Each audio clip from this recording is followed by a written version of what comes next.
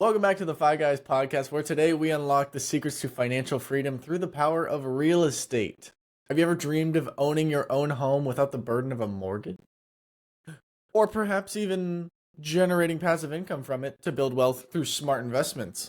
If so, you're in the right place. Today, we're diving deep into the world of house hacking, a revolutionary real estate strategy that not only transforms the way you live, but also paves the way towards financial independence. From mortgage mitigation to income generation, we'll explore the myriad of benefits that house hacking has, and then we'll reveal the essential steps to start your journey towards financial freedom. So, get ready to rewrite your financial story and embark on a transformative journey towards a brighter, wealthier future. This is the Five Guys, and we're about to change the way you think about real estate forever. So let's get right into it. What is house hacking? Let's start right there. I hear it all the time. I hear it online. I hear that's the newest thing sweeping the nation. What is house hacking, Chris? Well, the true definition of house hacking, which I would never really use, but it's defined as a real estate investment strategy where individuals leverage multifamily properties to offset or eliminate their housing expenses. But what the hell does that actually mean? Yeah. What that really means is that you're purchasing a house that is larger than what you need as an individual in order to rent out part of that property in order to create income to yourself to pay for the mortgage and ideally be able to pay yourself a little bit of additional income. That's really what it comes down to. And this can take a myriad of different forms. So it could be as simple as you want to purchase a 3-bedroom house, but you only need 2 bedrooms, so you can rent out a room. You could purchase a house that maybe has a separate door for a basement and you can make the basement into an Airbnb.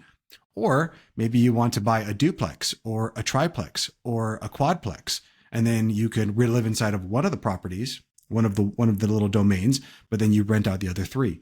And that's the nice thing about house hacking is it has the versatility to be able to do whatever it is that you need, even if it means renting out just a spare room occasionally to like an Airbnb person. Doesn't mean you have someone moving into your house.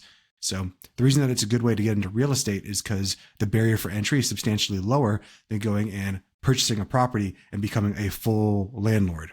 Mm-hmm. Yeah, absolutely. Yeah, we love a good house hack. You personally have house hacked, correct? Yeah, a little bit. It's in a way. In a way. Yeah, it was with a rental property that I used, and then I brought people into the rental property, and then didn't tell them what the rent was. And the college saga. I'm assuming, yeah. Okay, so yeah, there's a lot of benefits for house hacking. You're telling me, right? Like mortgage mitigation. It could generate some income. Even some tax, maybe some tax benefits. Yes, there are some tax benefits too, but I think the real thing that house hacking does is it gets people to be able to get into real estate investing. Because so many people, when I talk to them, they're like, "Hey, Chris, how should I invest? Should I be should I buy stocks? Should I buy individuals? Should I be a crypto person?" Yeah. But what I often hear a lot is people are like, "I want to be into real estate because real estate's passive," which we've talked about that time and time again. It's really not that passive. There is work that you have to put in, like in all things in life, but eventually it may become more passive than actually having to work a normal job. But what I find is becoming the biggest step is from becoming a renter to becoming an owner. Becoming an owner to a landlord, that's not that big of a jump, but it is a big jump for someone to become a renter to an owner, because when you're a renter, you're not really responsible for the property. Something goes down, roof starts to leak, AC blows, you just make a phone call to your landlord and say, "Hey, this is broken," and they're the ones who are on the hook to repair it. But when you make that jump from a renter to an owner, you're starting to see like, oh, these additional costs, they start to add up, and now I have to start figuring it out. So typically, if you're going to go ahead and purchase off a property for yourself, you're not only making the jump from renter to landlord, you're making just the jump from renter to homeowner, where you're in the property and you're kind of seeing this day-to-day minutia of what needs to be done. And you get to actually be a part of the property to see, is this something that I want to continue to do? Because what I don't want people to do is say like, "Oh, I want a house hack," and then they're trying to purchase 15 different houses, because obviously that's not even house hacking. That is now just real estate investing. Yeah. So house hacking is a good entry level into real estate investing before you go out and, dive head deep into the deep end. This might be a good way to put your toe in the water, as it were, and see, is this something that I really want to get into, and see, do I really want to be a landlord? is this something that I really like? Because I can tell you from personal experience, it's something that you might think you want to do because you hear it's passive on TikTok. You hear it's just so easy to do. But I can tell you from firsthand experience, it's not as easy as you might think it is. Yeah, absolutely. And what I like about house hacking is you might already be able to do it right now. Because if you were Mm-hmm. going to go out and buy your own rental property, um, you might have to save up cash. You might have to talk with the bankers and, get approved for a loan and find the right house. You might already be in a house where you have the ability to rent out a room or two rooms. And that's what I like about it. It's like you said, it's a good first move. It's a good first step to dip your Yeah. toe into the real estate game without jumping head first into the water with the crocodiles. Um, yeah, no, I agree with what you're saying though. A lot of people, they only see the bright side. They only see how much money I can make. What's the upside? What's the upside? What's the upside? It's like, hey, there's great upside, there's also great risk usually. So, Mm-hmm. you know, there's that. But um yeah, it's not passive, but it's easier than probably working in another, more hours probably. But um yeah, no, I like that house hack. I think it's the best starter move anybody can make. I think everybody should do it, as a starter move. Maybe If you want to move into that, if you want to move into that real estate as like to diversify your income, Mhm. um, the real reason I like the idea of the house hack is it's just a lower barrier to entry than in Yes. real estate, and there's a bunch of different reasons for that. Um, let's get into the benefits of house hacking a little bit. Okay. I know we've kind of touched a few of them, but I Yeah. think the first one that people think about is mortgage mitigation. Mm. So what that means is that we're able to, through house hacking, significantly reduce or maybe even eliminate the mortgage payments in order by having people pay us rent. So typically, whenever you purchase a house, the biggest expense, of course, is the mortgage that you're paying on the house. So by collecting rent from, and ideally you're collecting more rent than the mortgage payment is, so you're able to pay for the house. And, if say you have a fourplex or something like that, Yeah. you're living in one property, and the property, let's just say for easy numbers, is only $1,000. Yeah. And then you have three other properties, and you're able to rent each one of those other properties for $333. Well, that means that at the end of the day, you're only paying $1 for you to live. Yeah. Yeah. Of course, you're taking on a little bit of risk because if something goes wrong, then you're going to have an issue. So that's why you even want to be able to generate more income to be able to have a little bit of a rainy day, because if something goes wrong, well, now we have to fix it because we are the owner of the property as well. We're no longer just a renter. You have people renting from you. Yeah. So Yeah. mortgage mitigation is definitely a big benefit to house hacking. Yeah, most people don't realize how, especially if you've never owned a home, they don't understand how expensive a home is when things Mhm. start to go wrong. Roofs are very, very, very expensive. Air conditioners, very expensive.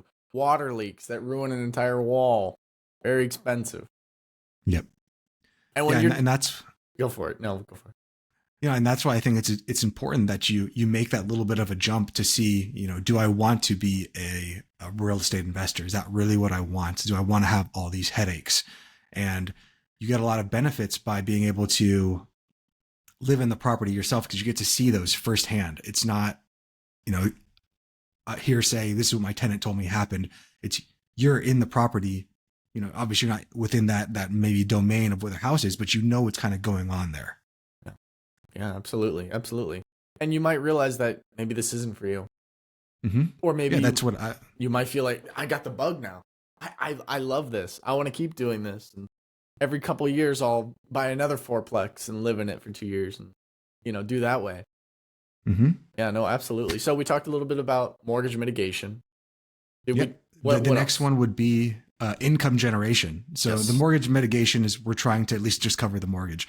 Mhm. Income generations, we're taking it a step further. We're actually making money from our tenants. So our tenants are paying both our mortgage and a little bit towards ourselves. So we can cover the expenses of the mortgage, and then we have a little bit of additional cost to maybe reinvest into additional properties or reinvest into the current property or just invest into other assets, whatever it is it might be, or just to have fun with. Yeah. I mean, it's additional income is additional income. Yeah, absolutely. Yeah, I think one of the things also is, especially for like newbie investors when it comes to real estate, it's like how much do you pocket? Hmm. Like how much do you save? Because it's like, well, you might make after everything, you might profit X amount of dollars. It's like, well, how much do you put in the rainy day fund for a new air conditioner when it goes out, or a new roof, or a new, a sink or whatever? So it's like, well, it becomes like a balance of like, well, how much do I really want to do? I want to take this home and maybe put it towards something else, or do I want to just keep it in their accounts for the rainy day? And I don't know. It almost gamifies it. It makes it like Monopoly. It's like, if I go around the board one more time and I hit that tax spot, a lot of my money's gonna be wiped out for that Yeah. little spot. So it's like, well, do I save? Do I spend? And I personally, I love the aspect. I know we talk about it a lot on the podcast, but gamifying systems, gamifying finance, gamifying life to make it more fun, make it more what's the right word? Make it more enticing, Hmm. to get ahead in. Because if it's just like, I don't want to have to do this every freaking day, it's like you're not gonna advance in the game. Yep.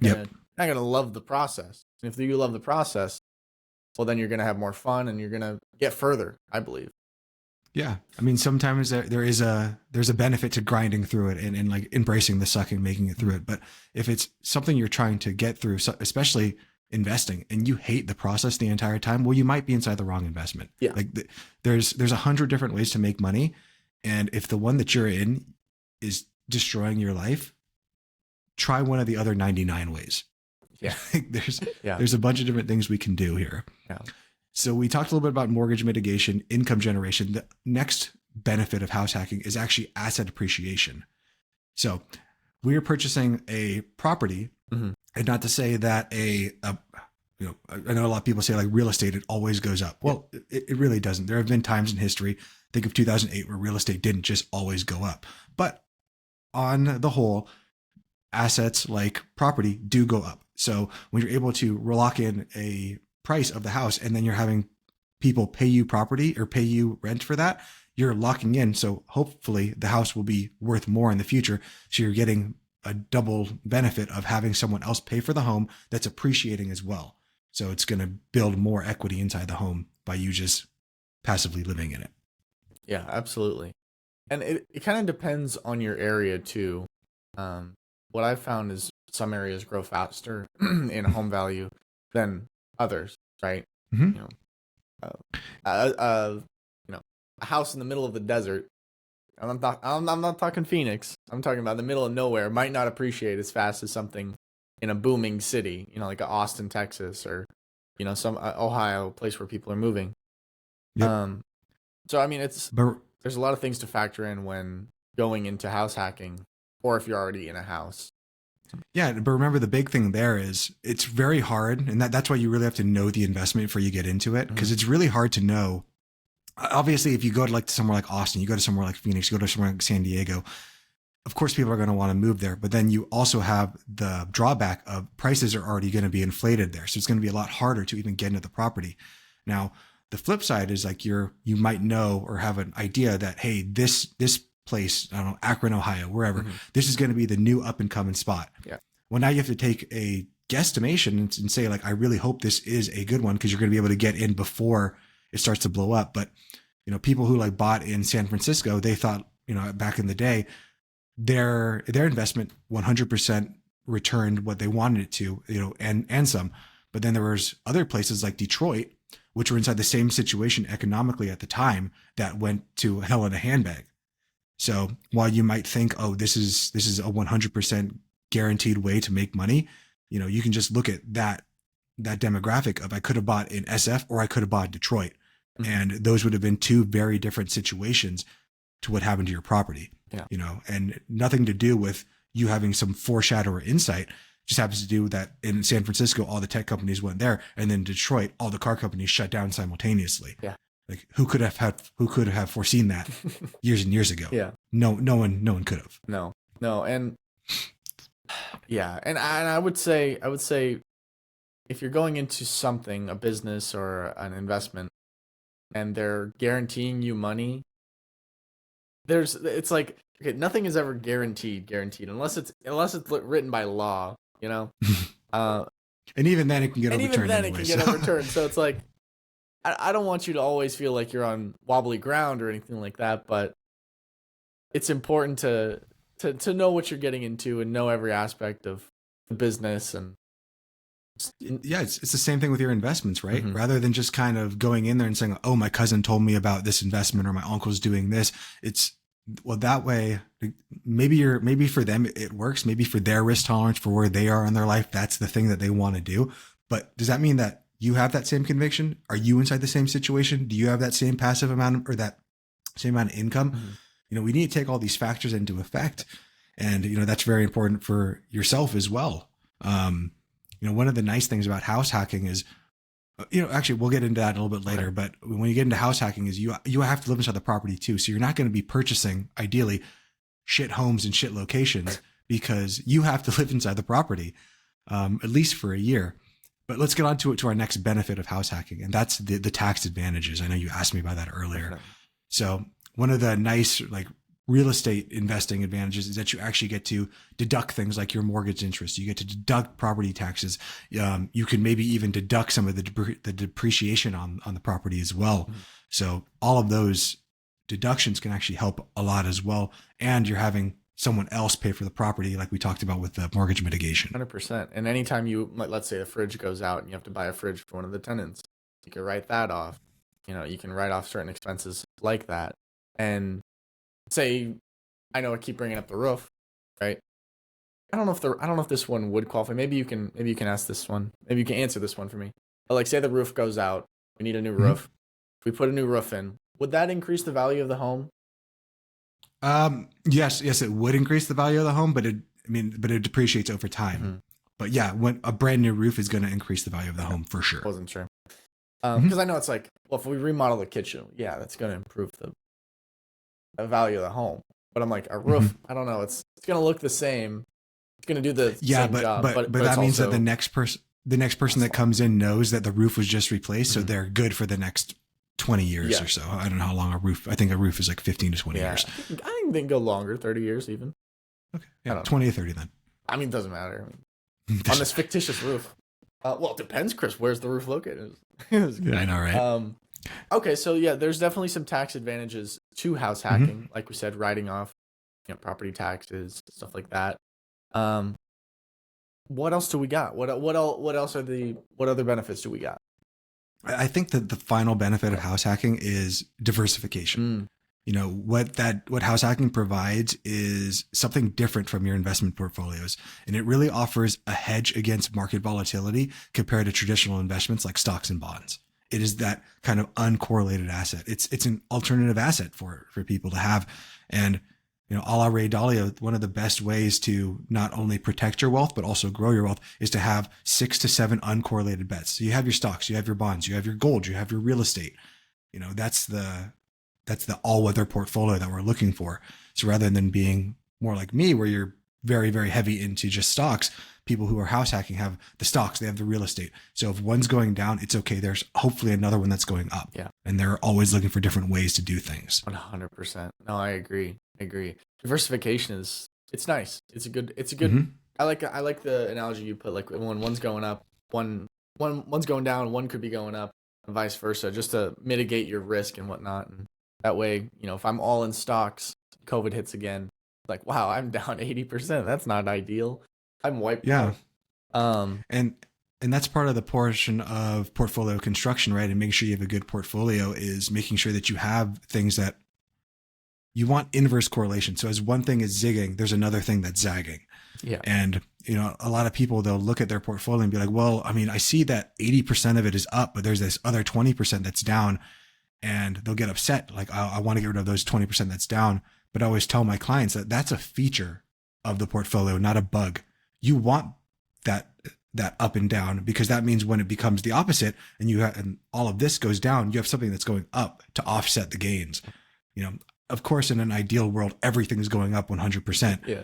But we don't live in a world of certainty. Like, that's just impossible to do. So by being able to hedge our bets by having the diversification of the real estate through house hacking maybe, and have our investment portfolio that's well diversified, and have a job that's bringing in money, being able to do all these things is great. which is a good point I forgot to bring up earlier. One of the reasons I like house hacking is you can do this while still being able to keep your day job. Yeah. There's no extra, there's no extra work besides the initial work, right? Keeping bringing in the tenants, being the landlord, doing all that stuff. But with house hacking, it's actually imperative that you don't quit your day job. Explain, why is that? Well, let's get into the next part. Okay. And that's house hacking and the lending options of actually moving into your house hack. So, preferential lending options for properties intended for house hacking can actually vary based on a bunch of different factors, such as the loans and then the borrower's financial profile, and then the property itself. But most people are going to qualify for a property under two different ways. It's either going to be an FHA loan or a conventional loan. But a majority of people, when you watch TikTok, you go on Instagram, whatever it is, people are talking about house hacking, how easy it is. They say that you can purchase a house for only 3.5% down, which is true when you're doing an FHA loan. So with an FHA loan, you're able to apply for a house with only 3.5% down, or if you were applying for a rental property, you would need to apply with 25% down. Interesting. So those are huge numbers in scale. Now,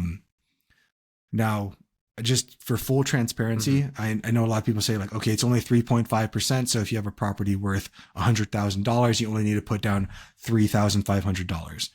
Well, that's not including that. You also need to purchase MIP, which is your mortgage insurance. PMI. And there's also closing costs.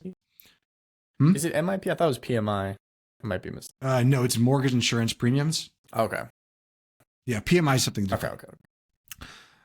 So you have to purchase your MIP, and you need to also have the closing cost, which is usually about 2%. So usually your all-in cost for when you do a house hack is usually around like 7.5%, not the 3.5 that people say it does.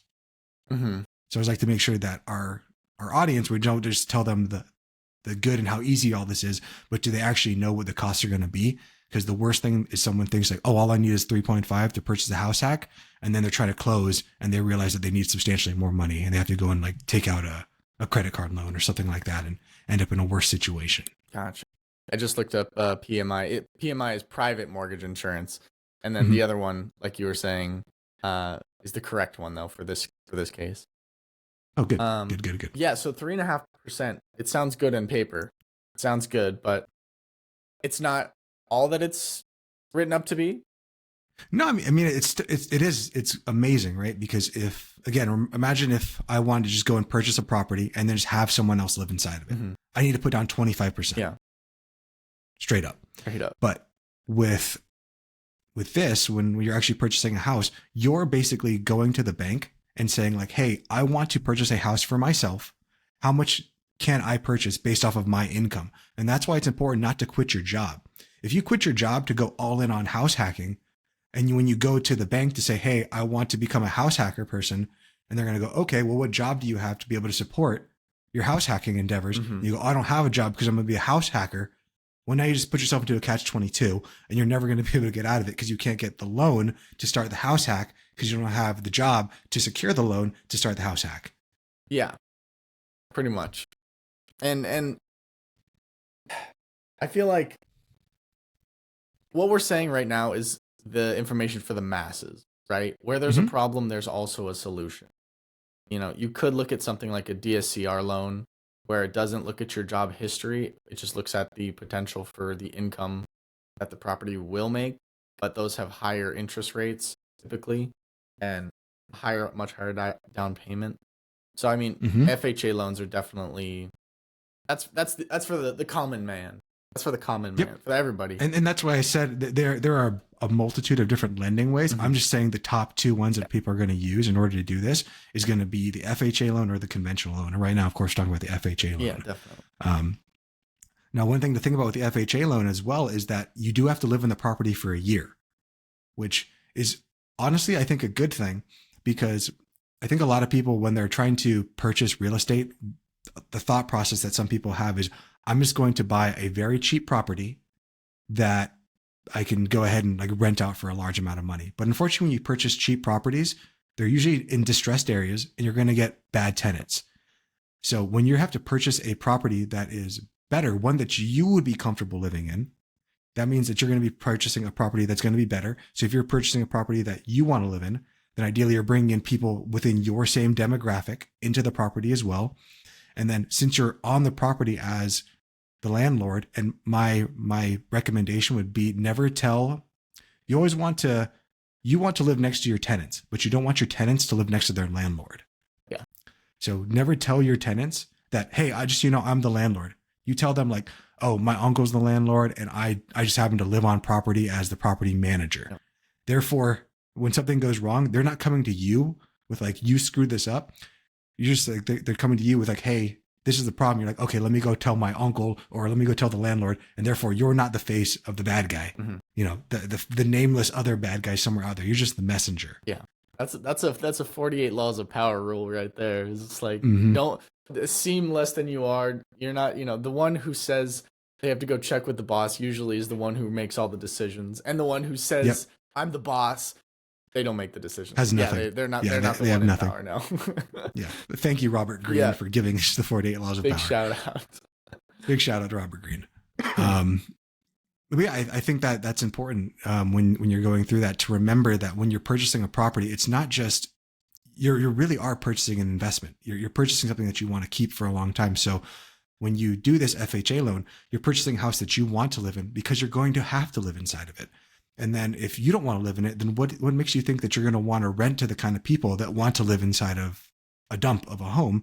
Because then when you purchase that dump of a home, that also comes with dump people that are probably going to destroy the home, and the home's probably already going to be a little bit more dilapidated. So it's going to become a money pit of you constantly fronting more and more money just to keep the house afloat, which is going to eat into your profits. And now you're not getting really any of the benefits of house hacking. You're not getting any mortgage mitigation. You're not generating income. Your assets probably not appreciating because it was a POS when you started it. The tax advantages, you might be getting tax advantages at that point because now it's really bad. And then your diversification, it's uncorrelated to your stocks and bonds, but it's going down because it's a POS, and it's getting worse and worse because you put bad tenants inside of it who are destroying the property. That's exactly right. The tenant is easily one of the most important aspects of the deal, right? If you have bad tenants, if you have some college kids that just throw parties in there every weekend, and every weekend there's a new hole in the wall, that is a bad tenant. That is not a good tenant. Yep. But you get someone in there that, they work from home, or they don't mess with the property. They take care of it. They love the property like it's their own. And, they stay there for a while. That is the goal right there. That's the goal. Yeah. And that's why it's important. And that's why it's really nice as a house hacker is while you're selecting your tenants, they're also self-selecting themselves too, because you're telling them like, hey, I am the property manager. Don't say landlord, because you don't want to say that issue, but hey, I'm the property manager and I live right over here. And just so you know, like, this is me, this is my wife, we have a kid and a dog, this is what we normally do on the weekends. And some people might come into the property and be like, that's amazing. Like, this is exactly what I want. I want to be next to a family. Or some people might come in and be like, that's not what I'm about. I want to be doing drugs on the weekend. Like, so I don't want you guys here. And now you have people that are self-selecting and saying like, I want to be here and not be here. And then after that year that you have been in the property, you've hopefully accumulated some ability to say like, this is something I want to do. Do I want to continue and move out to another property and do this again? And now you're starting and bring in a fourth person. And just, the there's no one from like the Federal Housing Administration that's going to come and be like, have you been inside this house for a year and check on that? But say after 8 months, you go and apply for another FHA loan. Well, the bank's going to look at it and say, we just gave you an FHA loan 8 months ago, and now you're coming to us for another one. You're supposed to live in the property for a year, and we don't think you're going to do it again, so we're going to deny you immediately. So you want to live in the property for at least a year, just to like stick out and be like fall into the terms of the agreements and like honor the agreement. Yeah, I mean, if you're not honoring the last agreement, why would you honor the next one? It's a dance of trust, right? If they can't trust you with the first one, they're not going to trust you with another one. Makes sense. Yeah. And then, so that's an FHA loan. That's what most people end up using. Again, only 3.5% down, and you're basically qualifying with what you make from your job. So this is not the time to be quitting your job to go on all in on house hacking. And one of the funny things that I find is people, they'll go on TikTok and they'll say like, oh, well, I'm able to purchase a house with $0 out of my own pocket and do all these things. And it's so easy to do, which sounds good in theory, but it's not actually accurate, because in order to be able to secure a loan to purchase a rental property, you need to have a history saying that I can run a successful business and do this. But if you don't have that history, you're not going to be able to secure the loan. And if you don't have the loan, then you can't start to build the history. So again, you put yourself into another catch-22. So when you're watching someone on TikTok saying it's so easy to rent a property, you just go and get this loan. Well, without the history, you can't get the fucking loan. So you're never going to be able to do this. So that's where the house hack really comes in. It shows the history that I can do this. Yeah. Yeah, absolutely. Absolutely. They have to have that history. They have to have that history. Yeah. Recently I've been getting a lot of calls and stuff from people who are like, oh, I want to do this thing because of, I saw something on TikTok or on Instagram.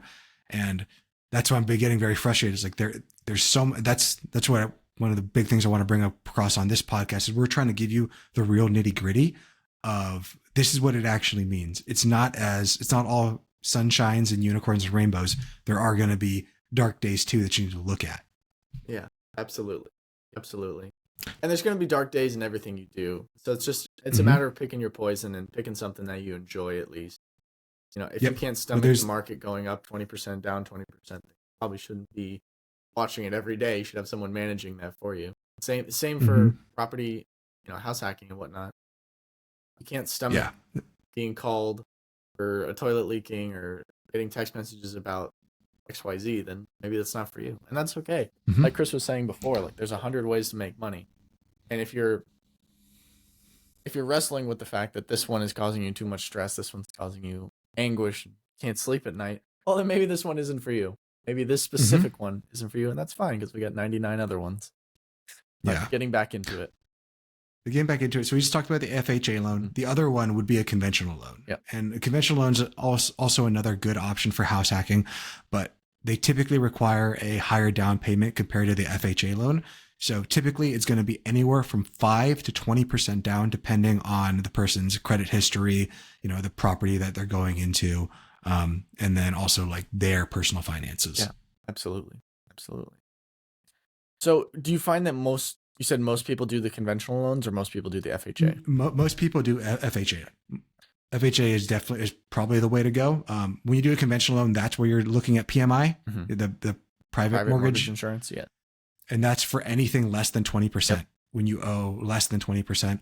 But the thing for conventional is they're probably going to be looking for people with higher credit scores, lower debt to income ratios, and they're going to be much more strict on their underwriting than those of FHA. So most people that I find who are trying to get into house hacking, they're not somebody who has a family and is well established. They're usually someone who is right out of college, a little bit younger, and those are the people that want to do a house hack. Like for me, at my time in life, I don't want to do a house hack. I don't want people like anywhere near me. No.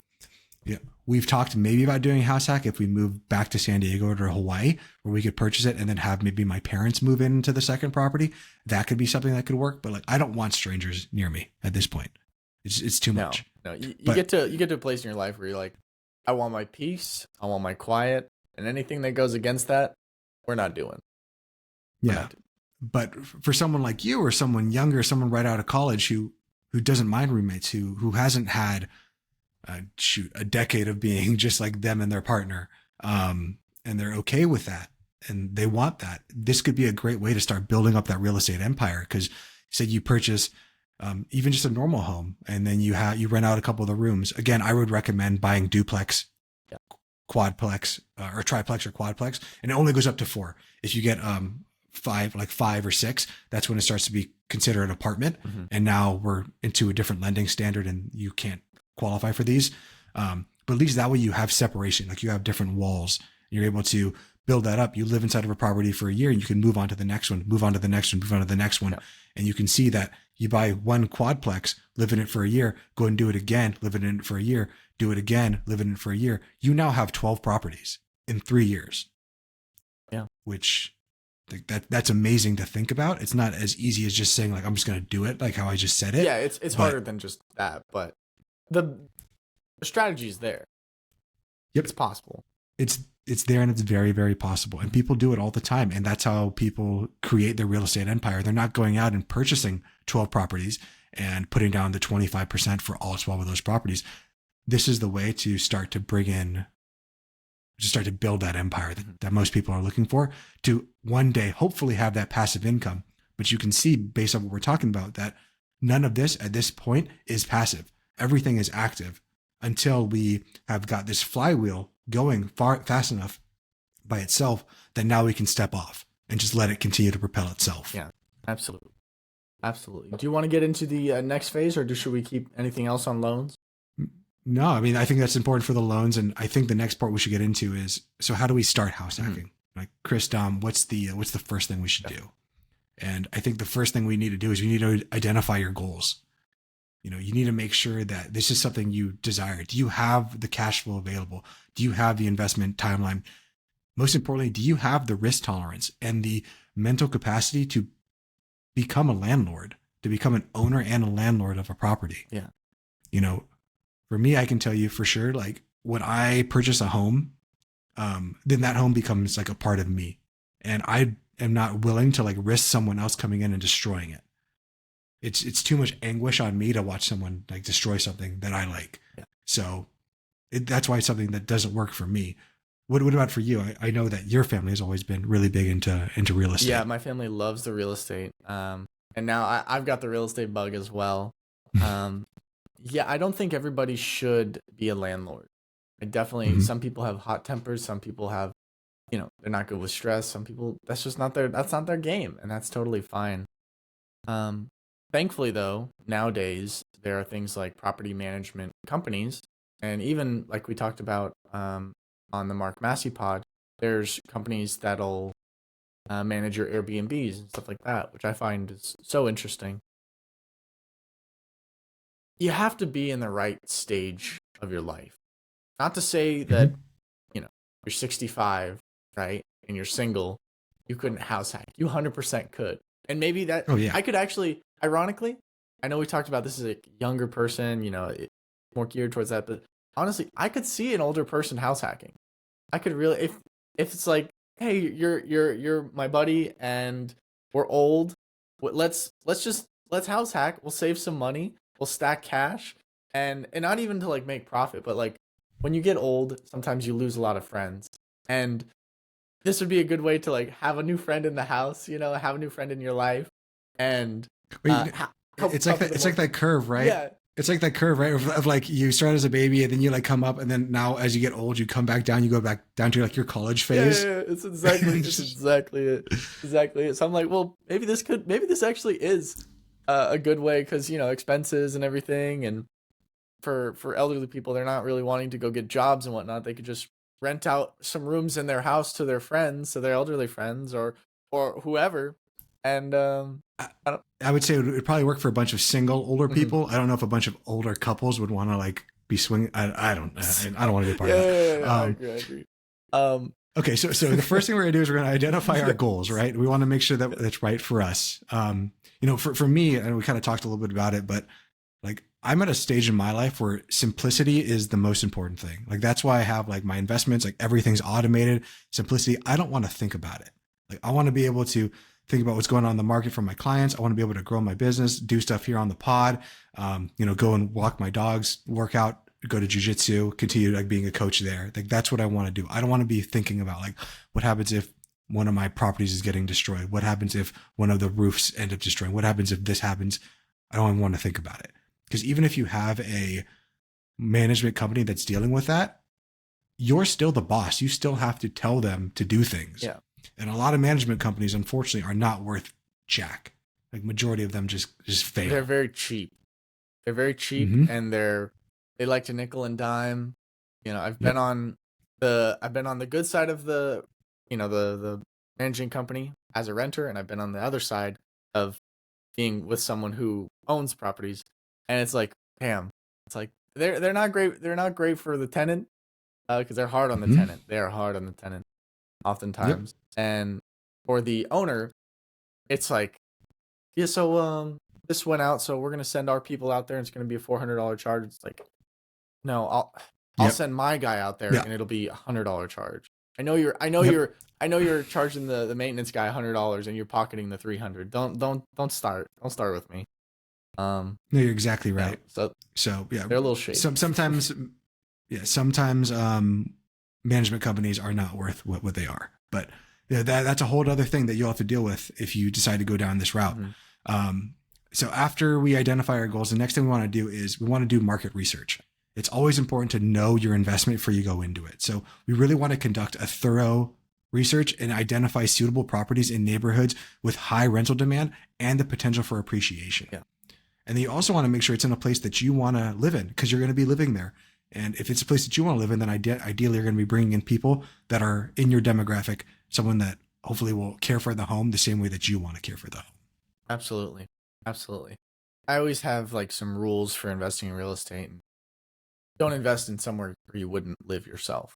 You know, Yep. Don't buy garbage. You wouldn't live in garbage, so don't buy garbage. Right? Yep. I think that's important. That's the nice thing about house hacking because I think a lot of people, when they're doing just normal real estate investing, they'll think like, I'll just buy cheaper houses because that's what they can afford because they have to put 25% down. But when you're doing a house hack, you have to live there for a year. And most people aren't going to be like, I'm going to suffer for this year in this garbage house so I can start my real estate empire. it's there's that double issue there. The double-edged sword. Yeah, absolutely. Also, financial preparation. Mm-hmm. What else? Yep. Financial preparation is always super important, right? You need to make sure that you start doing your savings for your down payment. You're improving your credit score. You're evaluating the affordability of the house that you can actually afford, and make sure that you have a little bit of a buffer inside there in case you can't fill out the house as quickly as you want. Maybe you're just buying a duplex. It's just you and another person, and you're having trouble finding that other person. If you're putting yourself into the situation where it's like, I can only afford the mortgage, if I get someone into that property month one, you're setting yourself up for failure. So you really want to make sure that you look at all that. Because you got to be able to cover the mortgage if you go 2 months, 3 months without having someone in the property. Shoot, maybe even 6 months. I mean, it's really going to depend on you, and it's going to depend on the property that you choose, the demographic that you choose, the area, all that stuff factors in. There is no blanket one size fits all answer that I can say like you want to have this much in advance because you never really know. Then we're gonna have to, go out and select a property. You want to find a good broker, someone who knows the location, knows the property types, knows the rental income potential. And that's something that you can figure out yourself, or you can bring in a professional to help out. But this is something where you get to use your own knowledge. Maybe you were a student and you know where the students like to live. Maybe you've lived in the area before and you know, like, this is an up and coming area and I want to live here. So that's what you're looking for. That's where you get to take your knowledge of just existing and where you want to live. And now you're trying to find a place that can work with that. Yeah. Because you're the one who has that knowledge. Yeah. Or you can work with someone who has that knowledge too. But ideally, it's something that you already know. Absolutely. Because you're going to be the one living there. Yeah. I mean, living in where you lived in your city for as long as you have, which neighborhoods are good, which streets, don't buy anything south of X, or this neighborhood right here is a gold mine. It's great. Like, I love it. And that's definitely the advantage you have over an investor that is out of state or is not local, stuff like that. Yep. Because they're just looking at pictures, right? Looking at pictures and Google numbers. But yeah. If you actually live in a place, then you're like, oh, you don't want to go over there just because the next thing you're going to want to do, which we already touched upon, but it's just, I want to stress the importance of it, is tenant screening. You want to make sure the person that you're bringing in is going to be reliable. They're going to be responsible, because you want to really minimize the risk of rental income disruptions or property damage. Because you bring in a bad tenant and it will ruin the experience for anyone on real estate investing. That's 100% true. That's 100% true. And that goes for everything, right? You gotta be careful I'm trying to figure out how to put this, but you gotta be careful the decisions you make, right? It's the same thing with stocks, right? If you took stock tips from your uncle and you put 100,000 in and it tanks 25%, right? And you lost $25,000. Well, you're gonna hate stocks. You say, this isn't my Mhm. game. I don't like this. I hate it. Same thing for this, right? If you have a bad tenant and you don't screen them properly, you know, you're gonna pay for it. You're gonna pay for it. And Yep. there's companies out there that can do like background checks and whatnot, stuff like that. So it's not I would certainly recommend doing a background check and a credit pull on anyone that you're going to bring in. 100%. 100%. You don't want to, pull something and then be like, so you moved 5 times in the last year? I'm like, what's the deal there? You probably wouldn't want that person as a tenant.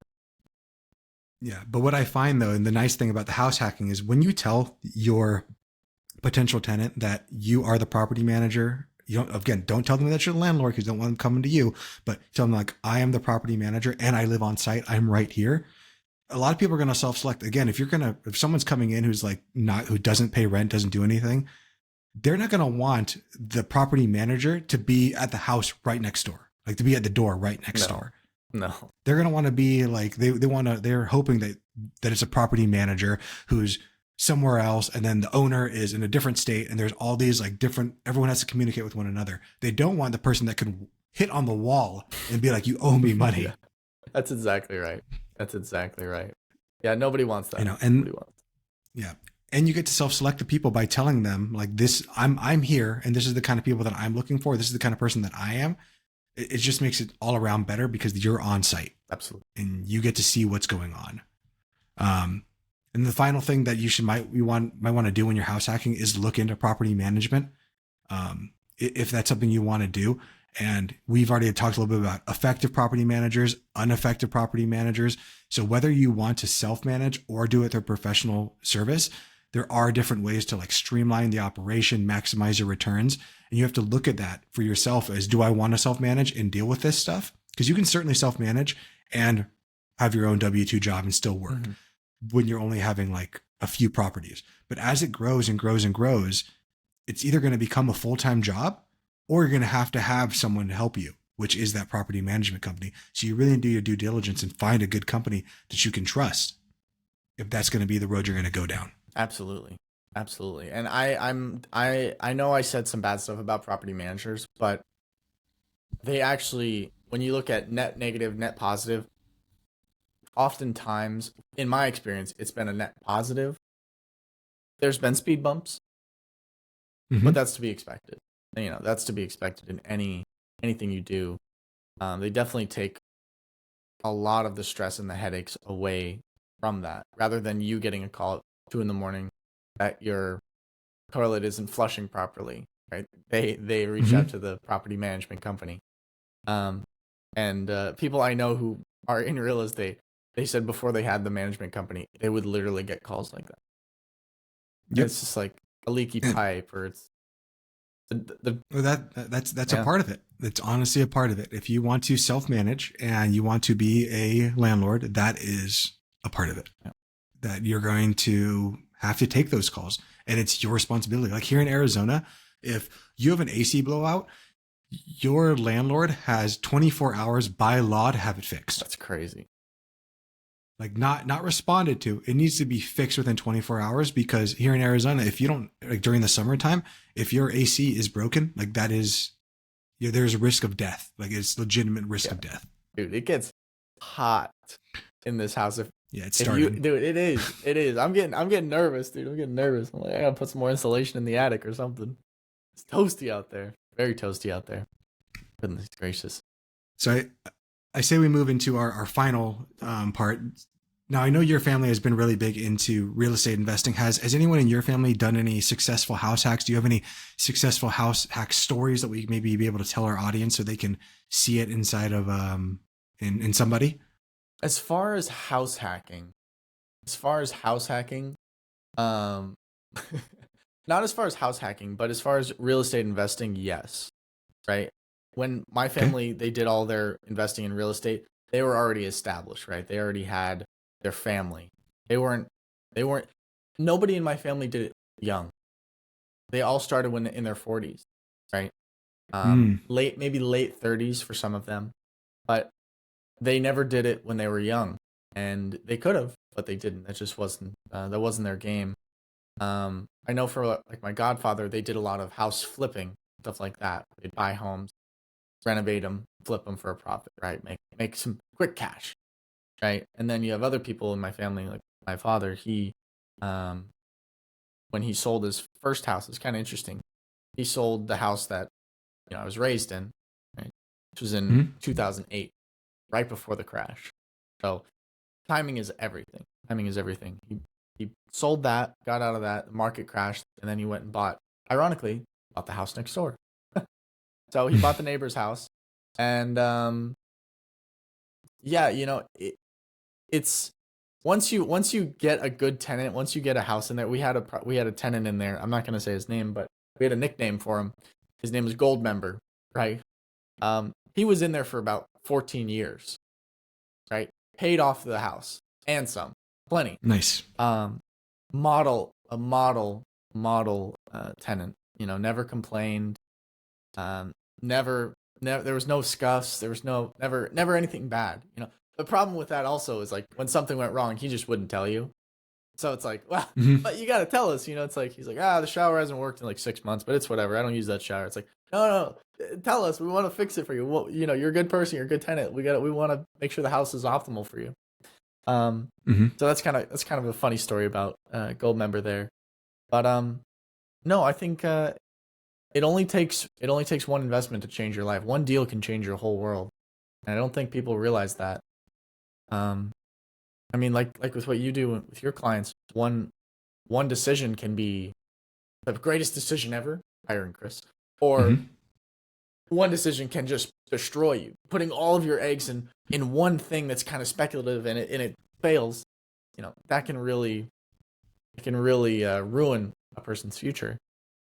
But Yeah. as far as getting into the game, I definitely encourage everybody to do more research, do more research, listen to more podcasts on it, watch more videos, get some books on it, talk to people, join Facebook groups for real estate investing, and um, just immerse yourself in the culture of it. And that's really what it Hmm. is. It's a culture of it. And when you're ready, jump in. And even before you're ready, I would suggest jumping in. But yeah, Yeah. you gotta know the numbers, know everything before, not everything, but you gotta know the ins and outs of it before you make a decision. Because Yep.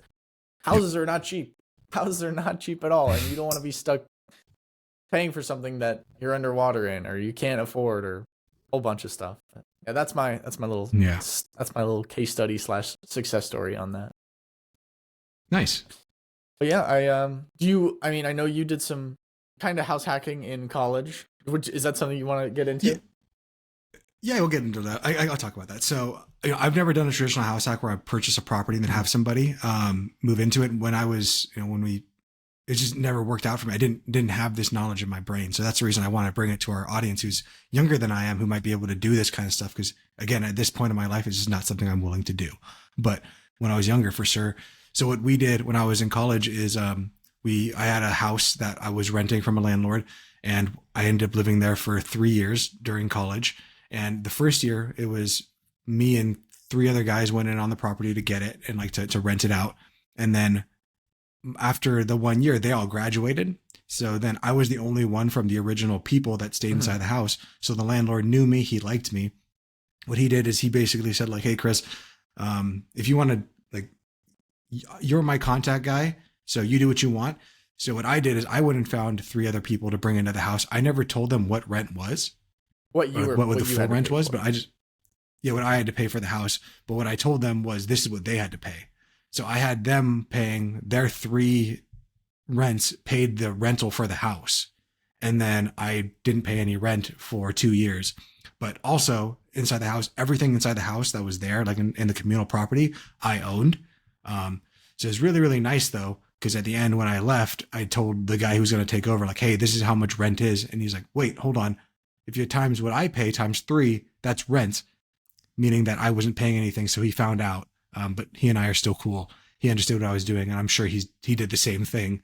After I told him and I sold him all the property inside the house, or all the the tables and the pool table and all the stuff that we had in the Mhm. house. Yeah, absolutely. That's a great story. I love that story. Yep. I wish I would have seen Yeah, his but face. that was also What?